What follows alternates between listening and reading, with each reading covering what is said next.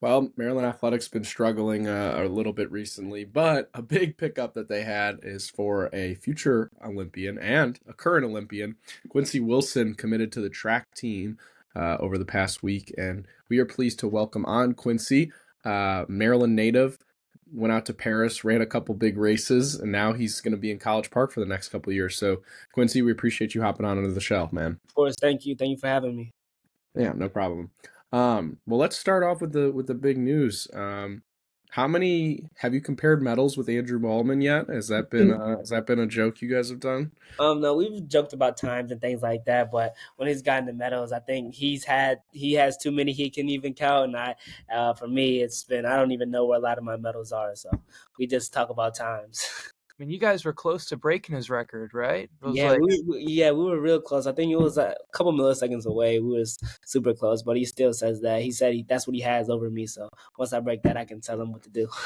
awesome. Tell us about your relationship with Coach Volman. How much did that kind of play into your committing to Maryland? Right. I played a huge role into my commitment. You know, having that coach that has that world championship, Olympic gold, has that he's familiar with the situations, the experiences, the agents and many other people that can keep pushing me towards my success, and he knows what it takes. And it's great to always be getting it's great to get coached by someone that can tell you something and you can be like, okay, it actually worked before, you know. It's not just, you know, a random coach just out there telling you this what to do. He's actually been through it, and he knows the same pressure. He knows the pressure, the nervousness, and everything you're going through on like a race day and things like that. I think maybe up until last week, when you thought of schools, when you thought of track schools, at least colleges that are great at track, Maryland was not the first one to come to mind. Obviously, I think you're going to work to flip that narrative. What did you see in Maryland that a lot of others probably haven't? I mean, it's my hometown. You know, I've always been someone that is big on leadership, and I feel like that's one of my huge components on why I've committed to the University of Maryland. I've always said I want to lead a program, and that's what I've done with my high school team, and I'm willing to do that in college. Didn't really want to follow after the majority of athletes, and like I said, I'm wanting to build a strong program in the DMV. You've seen the quote, "The best in the DMV stay in the DMV," and I really stand by that. And I hope a lot of athletes, even if they're not even from the DMV, know that we can change this program and make this one of the most powerhouse programs in the Big Ten and overall in the NCAA. Yeah. Tell me about that pitch that Maryland was giving you, centered around state pride. Because when I was talking with Coach Volman last week, he said, we came at him with a state pride For pitch, sure. what it means to stay home. So what were they telling you? Right. I mean, it's not just they told me that not just in Maryland, but the whole state of Maryland was behind me, not just UMD. And I feel like that's a huge aspect and to another reason why University of Maryland is now my next home, because it's different. There's never been a person, or I can even say a track person, that's ever said that the governors gave him a call and let him know and introduced them to a school and things like that, and just welcomed them and congratulated them. I think that was super crazy. I've never seen it before, and I feel like it's one of the first. They've This whole state has been behind me in my decision. They're super proud, super happy, and just looking forward to what I can do. And like I said, if I ever need anything, if I need to call someone, there's a bunch of people that's always been said they can reach out. Like everybody has just been there for me, and some names I've never even heard of that I've met that are legends have talked to me and reached out and said I can't wait. And so it's bigger than just track. It's a legacy that I'm trying to make at the University of Maryland. So Westmore gives you a call. Is this an unknown number coming to your phone? Do you already know him? What is that like when the governor's calling you? So I've known him probably a year now since the Olympics. We've just created that relationship, that strong foundation that we've had, and he's just his powerful words and his inspiration is wore off on me by now, has wore off on me, I can say. And when I got that call, I didn't know it was from a random number. My dad was just like, "Get your phone and start screen recording." I'm like, "What am I screen recording a call for?" And then he'll just like, when I got on the phone, I'm like, "It's the governor." I said, "Oh, let me fix my hat real quick. Let me fix everything real quick." So when I did that, he just basically was saying congratulations and just welcomed me to the UMD. He's alum, and he can't wait to see what I do. And he actually said he's gonna come out to some meets, which is great. He said he's never really been to a track meet, so I hope I can, bring him out there. And I feel like that would even bring even more attention to the school and what our team is trying to build. Before we get back to the show, a quick word from our sponsor. The Catalyst of the Game is brought to you by Catalyst Hot Dogs. Catalyst brought the Jersey dog to the DMV. Featuring premium dry-aged Black Angus all-beef hot dogs made in Maryland, they serve it with handmade toppings, including hot onions, relish, and their signature Texas chili sauce. And definitely don't miss, their original garlic knot dogs. Catalyst always offers vegans dogs as well as gluten-free buns because Catalyst has food for everyone. Find them in CQ Stadium in Section 14 and the Xfinity Center in Section 210. Tell the people, guys, it's official. A hot dog is a sandwich. All right, now here's more from Under the Shell. Quincy, you were in contention with a lot of schools that have a lot of money. Right. And NIL is obviously a big part of a lot of college kids' commitments. You were a kid who you've already kind of been in that area. I know not technically under NIL, but you've had companies and brands come to you in the past. You signed, I believe, with New Balance, right? How much did that play a role in your commitment, and what pitch did Maryland give you on how they kind of saw you being able to take advantage of their NIL? Well, when it came to money, it's real private and things like that. But when it comes to just the support, I feel like when it comes to just like the support of the foundation, what didn't even come down really to the money. It came down to the support, like you just said. We've talked about in the previous question how people are just going to be behind me, and I kind of think that's more important than that. And I just feel like the way that they're going to set me up for my future, just on the track, off the track, in the education, and just everything in as a whole. I think it's just going to be a huge support for me. So it's not really just the NIL part. It's more to the aspect of why University of Maryland, Coach Bauman, the team, the support system, the academics, the money and everything. The NIL, it was great, but I was more focused on a lot of different other things. I think specifically when you talk money in track, right? A lot of people before you in the NIL era, like, before the NIL era, let's say Noah Lyles, he commits to Florida and then Adidas gives him a lot of money and he goes pro. Right. What kind of part, like, did you think about going pro, or did the NIL part of it kind of say, you know what, I can get an education, I can still make money and then also run track? So when I was coming in, I think it was my sophomore year, kind of a lot of different things. I talked to my mom. She was like, what do you like? What's the best thing? And we just had a long sit down. We're just like, track could be here today, and then it could be gone tomorrow.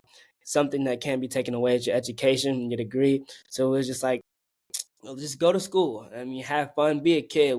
She still wants me to be a kid and experience college things because at the end of the day, I'm going to be a man at the end of the day. And I'm going to have to be extremely smart, be educational, make decisions that's going to change my life. So that education was a huge part on why why I'm still going to school. And the education was it's number one in my household.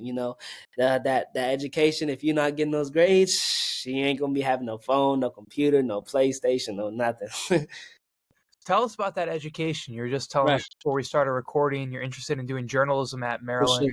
What do you want to do with that once you're done racing? Like tell us about your broadcasting aspirations. Right. I feel like over the last 2 years, when going around and doing a lot of interviews for big streaming companies, CNN, NBC, Fox 5, a lot of different people and a lot of different websites, and just seeing the behind the scenes and just seeing what they work with, and it caught my attention. I was like, maybe this is something I really want to do.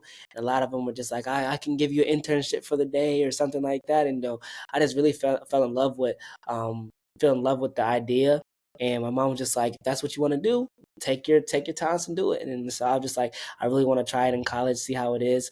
And so I'm probably going to go the journalism route. I'm probably looking forward to like the broadcast journalism route. But right now, and like I said, Maryland has set me up. So if I want to go the connections that I've already started making and I'm going to make in the future can set me up to put me in great spots, and I can excel wherever I go from there. Taking it back kind of one step, talking about Maryland again, what was your relationship like with the university kind of just growing up? Did you come to a lot of football, basketball games? Like, what made you, I guess, fall in love with the DMV and the university specifically? I didn't go. I've never been on the University of Maryland campus until this summer, actually. And so, but all of my family is on my mom's side is from Maryland. I call Maryland my hometown. I'm military. I'm a military kid, but the longest I've stayed somewhere is Maryland. And like I said, it's my family is here, and so it was the idea just at a cookout. It was like, what would happen if you stayed home in Maryland? Like, and now all of a sudden you just hearing all this like what if, what ifs. And then all these what ifs started becoming true. They started coming true, and I'm just like, man, this is something I really want to do. Maybe I can, this program could be something I could really change around, could be a legacy. Coach Bauman, he was at one of my track meets, and he was just like, I didn't want to bother you too much, but we're here now. We can talk. And I was just like, me and my mom listened to his pitch, and when we left, we made a little face. We were like, okay, I like what he was saying. We walked off, and we were just like, we're gonna see what the school has to offer. So it was my mom. My mom is from Maryland, and it was her first time really on campus as well. And so we were just in awe into what everybody came. I met Gary Williams my first time. I met some important people, Coach Locks, the athletic director. He was only there for one day, and that day was the day that he met me. So it was amazing just, seeing what they were putting in place for me. And President Pines coming to my house. He said I was his first recruit he's ever been to somebody's house. So it's just been amazing. What's your relationship like with Coach Locks? No, Coach Locks, that's my guy. That's my guy. We talk all the time. He be FaceTiming me. He FaceTime my mom, making sure everything's good. He called right after I committed. He was like, "You not gonna tell me? You weren't gonna tell me you committed?" I was just like, "Nah, I didn't tell anybody. Nobody knew." So, and the next day I was on the podcast with him, and so Coach Locks, that's my guy, and he really was another big reason on why I committed to the University of Maryland. I probably just know the football coach took that amount of time out of his day to talk with me and to understand me as a young man, and not just an athlete, but as a person himself. And that's why I think he's just a wonderful dude outside of the football aspects. And you kind of kept the trend going a little bit at Maryland of keeping that hometown talent. Do you have any relationships with Malik, Baba, Zion? Do you know any of them? So Malik has been like, so he went to Archbishop Spalding, and so he was like, he texted me every week. He was like, you gotta come home, you gotta come home. And Baba, I never really talked to him until after he committed. But then yesterday they made a group chat. It's called a DMV Avengers, and they were like, he put in a group chat. They were like, y'all trying to go to the game on the Michigan game, so you might see us there in the Michigan game and be representing the Maryland, because we made a little group chat. And it's just great to be represent your home state, and all the people around you and supporting you, and when they see you, they just super excited. And just the kids that are younger than us, or even people that are our age that see us in person, it could really spark their mood. It could be a game changer for them. And honestly, sometimes me seeing people, just seeing how happy they are to see me, it makes me want to keep doing what I'm doing and even better. Tell me a little bit about how you feel like you've grown. I mean, you spent time at Bullis under Joe Lee, who's obviously one of the kind of more renowned coaches in the area. Right. It's when you're a guy who's as talented as you are, and stepping in and posting good times right away. Right. Where do you feel like you've grown, not only on the track but also just maturity level? Do you feel like you've kind of taken steps over the years at Bullis? I feel like Bullis has helped me just be able to make outside of the box decisions, and being able to be mentally strong. Just every day coming into it, just like the commute, the classroom, the classwork, the homework, everything. It just makes me think outside of the box and be extremely mentally strong, because these races that I'm going into, they're not easy. Every single one that I'm going against is a national level competition. Like every single race, it's not even from the first race of the season to the last race of the season, everything is streamed on a high level. And so you have to be mentally ready as much as you are physically. And I feel like at Bullis has prepared me super well for that. And that's one of the things I can say. Bullis has done a great thing for me on the mental level. I think that's just important as my physical aspects.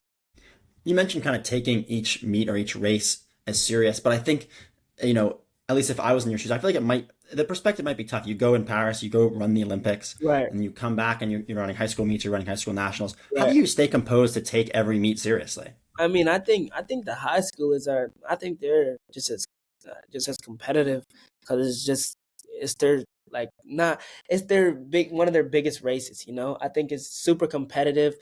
I think it's super competitive all around, running against the pros, running against the high schoolers. I think everyone comes with their best game, and so I have to be on my A game at all time. And it's hard. It's hard to stay. It's hard to when you're at the top. It's hard. It's harder to stay at the top than it is when you're at the bottom. So and making it up. So I just tell my mom tells me to stay focused, stay disciplined, and be consistent every day.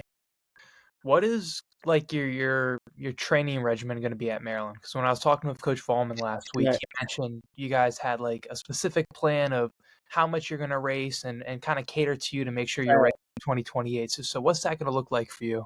Honestly, we really don't. We still got to have a big meeting and just discuss that because it's only been like a week and some change now, but it's probably more coming up in the next couple months. We'll have it all said and done and set in stone.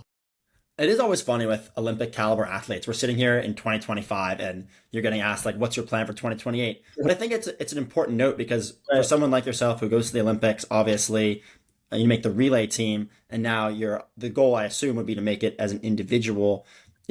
How do you have that goal that's 3 years away, but also, as I was saying earlier, still take every practice and every meet with the same level of respect? Just staying consistent, staying disciplined, staying motivated is my biggest thing because, like I said, track and field is about the milliseconds. It's about staying focused, and I feel like even just taking a week off, it can it can take a super long time to get that back. So every day, just coming out there with the mindset of just trying to be better and better each and every day, taking that little percent off. Maybe it's form, arm, something different. You just have to look at each and every day as you want to get better. Quincy, last one for you. This is obviously I think in the track world was looked at as a shocking commitment. You mentioned earlier that you wanted to kind of write your own legacy and your own path.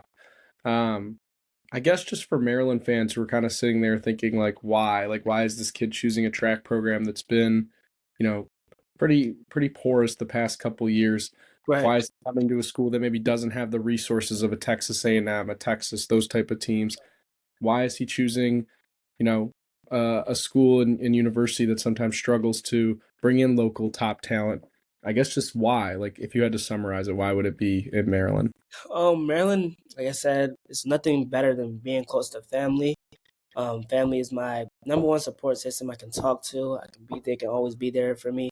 Number two, just being coached by Valman. Coach Valman is like I said, he knows what it takes to be a world champion, Olympic gold medalist, and he's locked in on helping me be as successful as possible I can on and off the track. Like I said, I also want to be a leader. I've always wanted to be a leader and lead people, and not be a follower. That's one of my biggest things my parents have instilled into me. And like I said, I just can't wait to see what we can do. And I was a leader at Bullis. We came in with two athletes really when I first came, two athletes with me, and we were like 30th my freshman year, and now as my junior year, we broke the 40-year-old national record that has been standing. So it's been amazing. It's been amazing. Watch the journey and how things can flip in a couple years. So I'm going to do that with this program, and I can't wait to see what we do. What's the date? Today is December 2nd, 2025. Let's come back December 2nd, 2027, 2028, and see how we're doing. All right, well, awesome, Quincy. Terps fans are certainly looking forward to seeing you on the track. So good luck the rest of your high school career, and we're looking forward to seeing you race in Maryland. Thank you. I appreciate it.